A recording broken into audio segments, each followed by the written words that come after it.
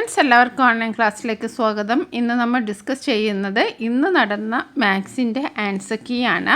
7ാം ക്ലാസ്സിലെ മാത്സിൻ്റെ answer key ആണ് നമ്മൾ ഡിസ്കസ് ചെയ്യുന്നത്. 15 മിനിറ്റ് കൂൾ ഓഫ് ടൈമാണ്.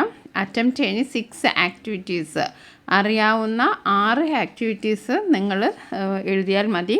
അപ്പോൾ നമുക്ക് ആദ്യത്തെ ആക്ടിവിറ്റി നോക്കൂ. ഒരു പാരലോഗ്രാം അല്ലേ. Draw A parallelogram with the given measures. അപ്പോൾ 5 സെൻറ്റിമീറ്റർ ആണ്. അപ്പോൾ 5 സെൻറ്റിമീറ്റർ നീളമുള്ള ഒരു ലൈൻ വരയ്ക്കുക. എന്നിട്ട് പ്രൊട്രാക്റ്റ് ഇവിടെ വെച്ചിട്ട് നമ്മൾ 50 ഡിഗ്രി അടയാളപ്പെടുത്തണം. എന്നിട്ട് ഇവിടെ നിന്ന് 3 സെൻറ്റിമീറ്റർ കറക്റ്റ് അടയാളപ്പെടുത്തുക. ഇങ്ങനെ കറക്റ്റ് അടയാളപ്പെടുത്തിയിട്ടുണ്ടെങ്കിൽ 1 മാർക്കാണ് കിട്ടുക. സൈഡുകളൊക്കെ കൃത്യമായി വരയ്ക്കുക, അതേപോലെ കോണുകൾ കൃത്യമായി വരയ്ക്കുക. ഇതൊക്കെ ചെയ്താൽ നിങ്ങൾക്ക് 1 മാർക്കാണ്. ഇനി അടുത്ത question, what is the measurement of the largest angle of parallelogram. അപ്പോൾ ലാർജസ്റ്റ് ആംഗിളിൻ്റെ മെഷർമെൻറ്റ് എത്രയാണ്? അപ്പോൾ നമ്മൾ ഇത് 50 ആണെച്ചാൽ ഇവിടെ എന്തായിരിക്കും? 50 ആയിരിക്കും അല്ലേ. Opposite angles are equal. പിന്നെ ഇവിടെ നമുക്കറിയാം ഒരു പാരലോഗ്രാമിൻ്റെ വശങ്ങളുടെ എല്ലാം ആംഗിൾസ് എത്രയായിരിക്കും? 360 ഡിഗ്രി ആണ് അല്ലേ. അപ്പോൾ ഇവിടെ 50 ആകുമ്പോൾ 100 ആയി. ഇനി എത്ര വേണം? ഇനി 260 ആണ് ബാക്കിയുള്ളതല്ലേ. അപ്പോൾ 260 എന്ന് പറഞ്ഞിട്ടുണ്ടെങ്കിൽ ഓപ്പോസിറ്റ്സ് ആംഗിൾസ് ആർ ഈക്വൽ. അപ്പോൾ 260നെ നമ്മൾ 2ആയിട്ട് ഭാഗിച്ചാൽ എത്രയായിരിക്കും? 130 ഡിഗ്രി ആയിരിക്കും. അപ്പോൾ എല്ലാവർക്കും മനസ്സിലായില്ല എങ്ങനെയാണ് 130 ഡിഗ്രി വന്നതെന്ന്. അപ്പോൾ 130 ഡിഗ്രിയാണ് ആൻസർ. ഓക്കെ, 50 വിടാന്ന് വെച്ചാൽ ഇവിടെ 50 ആയിരിക്കും. പിന്നെ ബാക്കിയുള്ളത് 260 ആണ്. അതിനെ നമ്മൾ ഈക്വലായി ഡിവൈഡ് ചെയ്തു, അതാണ് 130 ഡിഗ്രി. ഓക്കെ, ഇനി അടുത്ത which one of the following is the measure of 4 angles of parallelograms. അപ്പോൾ ഇതിൽ കറക്റ്റ് ഏതാണ്? അപ്പോൾ നമ്മൾ നോക്കിയാൽ കറക്റ്റ് നമുക്ക് വരുന്നത് 70, 110, 70, 110. അതെന്താണ് കാരണം? 2 ആംഗിൾസ് ഈക്വൽ ആയിരിക്കും. ഇവിടെ വെച്ചാൽ ആംഗിൾസ് ഈക്വൽ അല്ല. ഇവിടെ ആംഗിൾസ് ഈക്വലാണ്, പക്ഷെ ഇത് കൂട്ടിയാൽ എത്ര കിട്ടുക? 50, 50, 100, 50, 100, 140, 1.280. ഇത് മൊത്തത്തിൽ കൂട്ടിയാൽ 380 ആണ് കിട്ടുക. അപ്പോൾ ഇത് ശരിയല്ല. അതേപോലെ ഇതും ശരിയല്ല, ഇത് ആംഗിൾസ് ഈക്വൽ അല്ല. അപ്പോൾ നമുക്ക് കറക്റ്റ് ആൻസർ കിട്ടിയല്ലോ. അപ്പോൾ ഇത് 130 ഡിഗ്രിയാണ്. പിന്നെ ഇത് എന്താണ്? ഓപ്ഷൻ സി ആണ് കറക്റ്റ് ആൻസർ. ഇത് നിങ്ങൾ ചെയ്താൽ നിങ്ങൾക്ക് 5 മാർക്കാണ് കിട്ടുക. പാരലോഗ്രാം വരച്ചാൽ നിങ്ങൾക്ക് 3 മാർക്ക്, പിന്നെ 5 മാർക്കാണുള്ളത്. പിന്നെ പാരലോഗ്രാം വരച്ചാൽ കൃത്യതയോടെ വരച്ചാൽ 3 മാർക്കാണ് കേട്ടോ. പിന്നെ ബാക്കി 2 ഓരോ മാർക്ക് വീതമാണ്. അതാണ്. നമുക്ക് അടുത്ത ആക്ടിവിറ്റി നോക്കാം. This figure is drawn to find the product of 2 fractions. The coloured part indicates the product. Which fraction represents the product? ഈ പ്രോഡക്റ്റിനെ റെപ്രസെൻ്റ് ചെയ്യുന്ന ഫ്രാക്ഷൻ ഏതാണെന്നാണ്. അപ്പം നമ്മളിത് മൊത്തത്തിൽ എണ്ണി നോക്കണം. 1, 2, 3, 4, 5, അങ്ങനെ 5 ഉള്ള 4 എണ്ണം ഉണ്ട്. അപ്പോൾ 20 ആണ് മൊത്തത്തിലുള്ളത്. അതിൽ ഇതെന്ന് പറയുന്നത് ഒരൊറ്റ പാർട്ടാണ്. അപ്പോൾ നമുക്ക് 1/20. ഓക്കെ, ഇനി അടുത്തത് product of which 2 fractions is found from the picture. അപ്പോൾ ഈ 120 കിട്ടണമെങ്കിൽ നമ്മൾ എന്ത് ചെയ്യണം?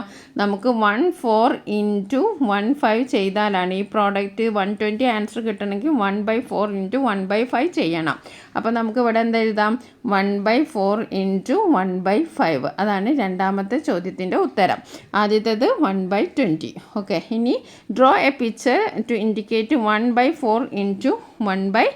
ോട് പറഞ്ഞിരിക്കുന്നത് ഒരു പിക്ചർ വരയ്ക്കാനാണ്. 1/4 × 1/3 ഇൻഡിക്കേറ്റ് ചെയ്യുന്ന ഒരു പിക്ചർ വരയ്ക്കാൻ. അപ്പം 1/4 × 1/3 എന്ന് പറഞ്ഞിട്ടുണ്ടെങ്കിൽ എത്രയായിരിക്കും? 1/4 × 1/3 എന്ന് പറയുന്നത് ദാറ്റ് ഈസ് ഈക്വൽ ടു 1/12, 1/12. അപ്പം നമ്മൾ എന്താ ചെയ്യേണ്ടത്? ആ പിക്ചർ എങ്ങനെ വരയ്ക്കുക? ഏകദേശം ഇതാ ആ പിക്ചർ വരയ്ക്കുക വെച്ചാൽ ഇതാ ഇങ്ങനെ ഇരിക്കും. ഇത് 2 നമുക്ക് ഒഴിവാക്കാം. അതായത് 12 ഭാഗം, 1, 2, 3, 4, 5, 6, 7, 8, 9, 10, 11, 12. ആ 12-ൽ 1 ഭാഗം എന്ന് പറയുന്നത് നമ്മൾ 1 ഭാഗം ഷെയ്ഡ് ചെയ്യുക. ഇതാണ് നമ്മുടെ answer. Okay, 12 same equal parts ആക്കിയിട്ട് അതിലൊരു ഭാഗം ഷെയ്ഡ് ചെയ്താൽ നമുക്ക് മൂന്നാമത്തെ ചോദ്യത്തിൻ്റെ ഉത്തരം കിട്ടും. ഓക്കെ, അപ്പോൾ അതിന് നമുക്ക് 2 മാർക്കാണ് ഉണ്ടാവുക. ഒന്നാമത് നിങ്ങൾ പ്രോഡക്റ്റ് കണ്ടുപിടിക്കണം, പിന്നെ അടയാളപ്പെടുത്തണം. അങ്ങനെ ചെയ്താൽ 2 മാർക്ക്. ഓക്കെ, ഇനി നമുക്ക് അടുത്ത ക്വസ്റ്റ്യൻ നോക്കാം. Which of the following has A product greater than 1? ഒന്നിനേക്കാൾ കൂടുതലുള്ളത് ഏതാണെന്നാണ് ഇവിടെ ചോദിച്ചിരിക്കുന്നത്. അപ്പോൾ ഇവിടെ ഒന്നിനേക്കാൾ കൂടുതലുള്ളത് ഏതാണ്? രണ്ടാമത്തേതാണ്. 4 ഗുണിക്കണം 1/3, അതായത് 4/3. 4/3 എന്ന് പറഞ്ഞിട്ടുണ്ടെങ്കിൽ 3/3 1 അല്ലേ? അപ്പോൾ 4/3 എന്ന് പറഞ്ഞിട്ടുണ്ടെങ്കിൽ ഒന്നിനേക്കാൾ കൂടുതലാണ്. ഓക്കെ, ഇവിടെ ആദ്യത്തെ ഓപ്ഷൻ അറിയാലോ, 2 × 1/2. 2 × 1/2 എന്ന് പറയുന്നത് 2/2 ആണ്. That is equal to 1. അപ്പോൾ കറക്റ്റ് ആൻസർ എന്താണ്? ഓപ്ഷൻ ബി ആണ്. ഓക്കെ, അപ്പോൾ എല്ലാവരും ശരിയാക്കിയോ? എന്നിങ്ങനെ ഉണ്ടായിരുന്ന എക്സാമൊക്കെ കമൻറ്റ് ബോക്സിൽ കമൻറ്റ് ചെയ്യുക. വളരെ സിമ്പിൾ ക്വസ്റ്റ്യൻസ് ആണ് വന്നത്. നമ്മൾ ചാപ്റ്റർ വൈസ് അനാലിസിസ് നടത്തിയപ്പോൾ നമ്മൾ ചെയ്ത അതേ സെയിം ക്വസ്റ്റ്യൻസ് ആണ് വന്നത്. ഇനി നമുക്ക് അടുത്ത ക്വസ്റ്റ്യൻ നോക്കാം. Activity 3. Anu is 8 years old, Asha is 12 years old and their mother is 40 years old. അനുവിന് 8 വയസ്സ്, ആഷയ്ക്ക് 12 വയസ്സ്, അമ്മയ്ക്ക് 40 വയസ്സ്. How many times of Anu's age is mother's age? അനൂസിൻ്റെ ഏജ് മദറിൻ്റെ ഏജിനെക്കാട്ടി എത്ര കൂടുതലാണ്, എത്ര ഇരട്ടിയാണെന്നാണ്, ഹൗ മെനി ടൈംസ് എന്നാണ് ചോദിച്ചത്. അപ്പോൾ എത്ര മടങ്ങാണ്, എത്ര ടൈംസാണ്? 8 വയസ്സാണ് അനുവിനുള്ളത്, അമ്മയ്ക്കുള്ളത് 40 വയസ്സാണ്. അപ്പോൾ എത്ര മടങ്ങാണ്? 8 × 5, 5 മടങ്ങാണ്. അപ്പോൾ ആദ്യത്തെ ചോദ്യത്തിൻ്റെ ഉത്തരം 5 ടൈംസ്. ഇനി അടുത്തത്, what part of the mothers age is Anu's age? എത്ര പാർട്ടാണ്? അതായത് 5ൽ 1 ഭാഗം, 1/5. രണ്ടാമത്തെ ക്വസ്റ്റ്യൻ്റെ ആൻസർ 1/5. ഇനി അടുത്ത, how many times of Arun's age is Asha's age? അപ്പോൾ അരുണിൻ്റെ ഏജ് എന്ന് പറയുന്നത് എത്രയാണ്? 12 years ആണ്. ഓക്കെ, അരുണിൻ്റെ ഏജ് എന്ന് പറയുന്നത് 12 years ആണ്. ആഷൻ്റെത് 8 years ആണ്. അപ്പോൾ ആൻസർ എത്രയാണ്? 3/2 ടൈംസ് അല്ലേ? 3/2. അതായത് ഇതിനെ നമ്മൾ സിംപ്ലിഫൈ എഴുതാം. 1/2 എന്ന് എഴുതാം, അല്ലെങ്കിൽ 3/2 എന്ന് എഴുതാം. ഇനി next question, father's age is 3 1/2 times of Asha's age. Then what part of father's age is Asha's age? അപ്പം father's age is 3 1/2 times. 3 1/2 times of Asha's age. Then what part of the father's age is Asha's age? 2/7 part. 2/7 part. ഇനി അടുത്ത question, 3/5 of a number is 60. Which of the following is the number? ഏതായിരിക്കും? 60 × 3/5, 60 × 5/3. Correct answer തന്നെ option D ആണ്. ഇനി നമുക്ക് അടുത്ത question നോക്കാം. In triangle XYZ, YZ 6 cm, angle Y 65 degree, angle Z 55 degree. Draw the triangle. ഇപ്പോൾ triangle വരയ്ക്കാനാണ്. അപ്പോൾ നമ്മൾ ആദ്യം YZ 6 cm വരയ്ക്കുക. 6 cm YZ വരച്ചതിന് ശേഷം പിന്നെന്താ ചെയ്യുക? ആംഗിൾ വൈയിൽ വെച്ചിട്ട് 60 പ്രൊട്രാക്ടർ വെക്കുക, എന്നിട്ട് 65 അടയാളപ്പെടുത്തുക. അതേപോലെ തന്നെ ആംഗിൾ സെറ്റിൽ പ്രൊട്രാക്ടർ വെക്കുക, എന്നിട്ട് 55 അടയാളപ്പെടുത്തുക. ഇങ്ങനെ ചെയ്താൽ നിങ്ങൾക്ക് 3 മാർക്സാണ് കിട്ടുക. ആ ഒരു ലൈൻ വരയ്ക്കുക, എന്നിട്ട് ആംഗിൾ വൈയും ആംഗിൾ സെറ്റും അടയാളപ്പെടുത്തുക. ഇനി അടുത്ത, write the longest side of the triangle without measuring it. ഇതിൽ ലോങ്ങസ്റ്റ് സൈഡ് ഏതായിരിക്കും? XZ ആയിരിക്കും. ലോങ്ങസ്റ്റ് സൈഡ് ഏതാണ്? XZ ആണ്. കാരണം ഏറ്റവും വലിയ ആംഗിൾ ഏതാണ് ഇതിൽ? ഏറ്റവും വലിയ ആംഗിൾ 65 ഡിഗ്രി ആണ്. അപ്പോൾ അതിന് ഓപ്പോസിറ്റ് ഉള്ളത്. അപ്പോൾ ഏറ്റവും വലിയ ആംഗിളിനെതിരെ ഉള്ള ഓപ്പോസിറ്റാണ്. അപ്പോൾ XZ ആണ് ആൻസർ. ഇനി അടുത്ത, what would be the measures of the angle of a triangle given below? ഏതായിരിക്കും? ഇത് കറക്റ്റ് 8, 50, 50 ആണ്. കാരണം ആംഗിൾസ് നമുക്കറിയാം 180 ഡിഗ്രിയാണ് ടോട്ടൽ വേണ്ടത്. അപ്പോൾ അവിടെ നമുക്ക് കറക്റ്റ് ഉള്ളത് ഇത് മാത്രമാണ്. ഇതൊക്കെ കൂടുതലാണ്. ഇനി അടുത്തത് നമുക്ക്, what is the area of A square side of 4 1/2?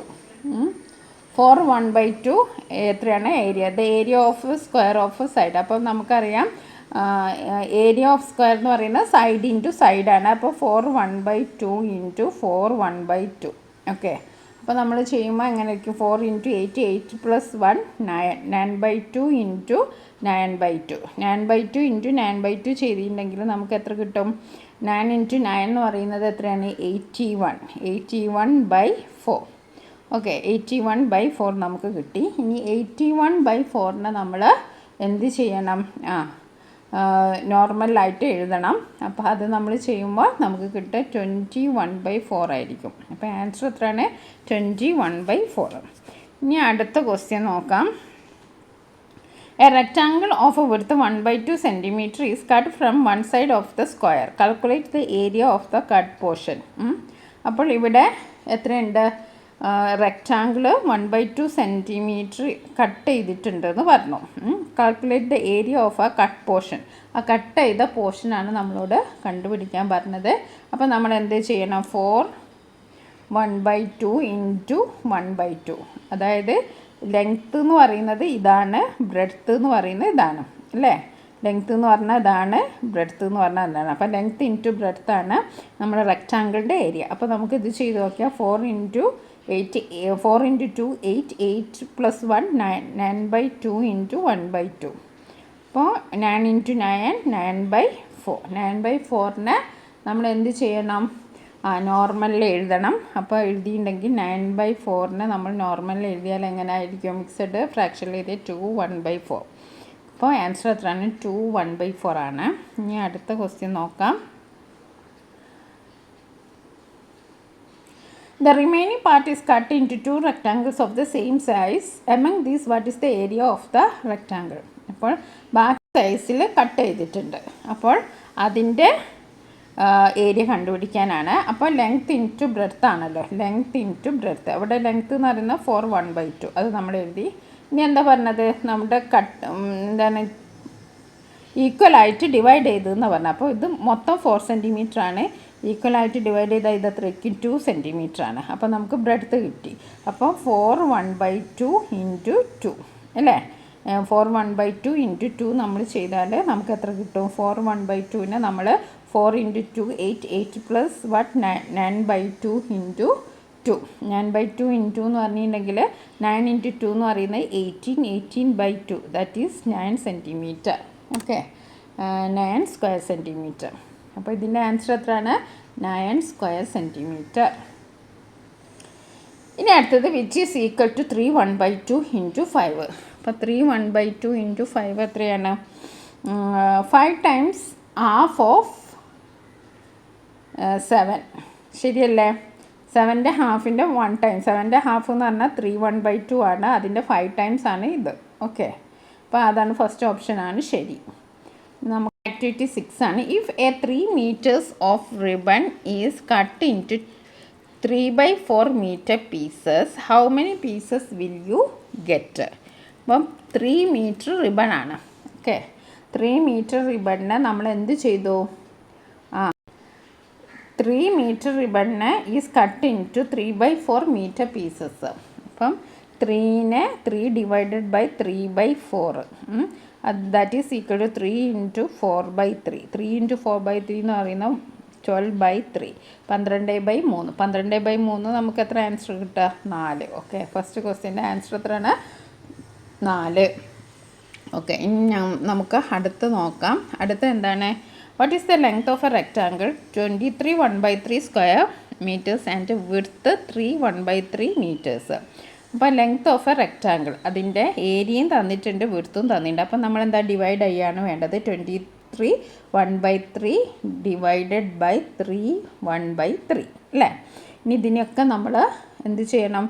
23 × 3 3 × 3 എത്ര? 69 69 + 1 70 70/3 70/3 ഡിവൈഡഡ് ബൈ നമ്മൾ 3 1/3 എന്ന് പറയുമ്പോൾ 3 × 3 9 9 + 1 10 10/3.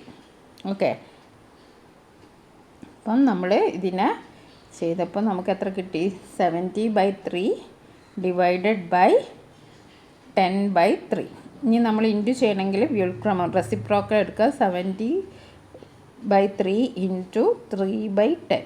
ഓക്കെ, അപ്പോൾ ഇത് രണ്ടും കട്ട് ചെയ്യുക. ഇത് രണ്ടും കട്ട് ചെയ്താൽ നമുക്ക് 7 കിട്ടും. അപ്പോൾ ആൻസർ എത്രയാണ്? 7.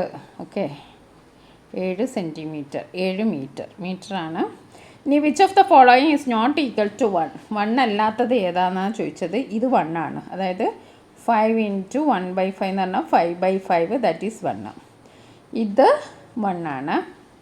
ഓക്കെ, ഇത് 1 അല്ല. എന്നുവെച്ചാൽ 1 × 3 3, 3 × 5 50, ഇങ്ങനെയാണ് വരിക. ഇതും 1 ആണ്. ഓക്കെ, അപ്പോൾ ഓപ്ഷൻ സി ആണ് കറക്റ്റ് ആൻസർ. ഇനി അടുത്ത ആക്ടിവിറ്റി 7 ആണ്. ഓക്കെ, അപ്പോൾ ഇതിൽ നമ്മൾ ആംഗിൾസ് ആണ് കാണേണ്ടത്. Write the measure of angle X and Y given. അപ്പോൾ എക്സ് ആൻഡ് വൈ കാണാനാണ്. അപ്പോൾ ഇത് നമുക്കറിയാം, ഇത് 140 ആണ്. അപ്പോൾ ഇതെന്തായിരിക്കും? ഇതും 140 ആണ്. അത് നേരത്തെ നമ്മൾ പഠിച്ചതാണല്ലോ, ഓപ്പോസിറ്റ് ആംഗിൾസ് ആർ ഈക്വൽ. ഇനി ഇത് 70 ആണ്. ഇതെന്ന് പറയുന്നത് ഒരു ലീനിയർ പെയർ ആണ്. അപ്പോൾ ലീനിയർ പെയർ എന്ന് പറയുന്നത് 180 ആണ്. അപ്പോൾ 180 - 70 എത്രയായിരിക്കും? 110. ഓക്കെ, അപ്പോൾ എക്സ് എത്രയാണ്? 140യും വൈ എത്രയാണ്? 110ഉം ആണ്. സിമ്പിൾ. ഇനി നമുക്ക് അടുത്തത് the lines on the top and bottom in the figure R parallel. Find the measures of 3 angles of the triangle.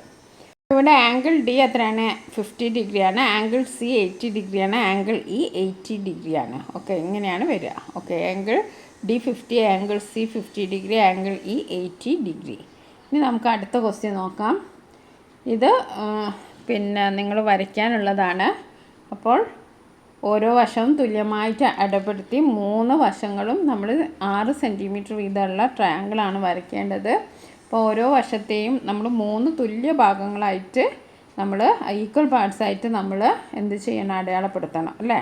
അപ്പോൾ 6 സെൻറ്റിമീറ്റർ എന്ന് പറഞ്ഞിട്ടുണ്ടെങ്കിൽ ഇവിടെ 6 സെൻറ്റിമീറ്റർ 3 തുല്യ ഭാഗങ്ങളായിട്ട് നമ്മൾ ഇവിടെയും ഒക്കെ അടയാളപ്പെടുത്തണം.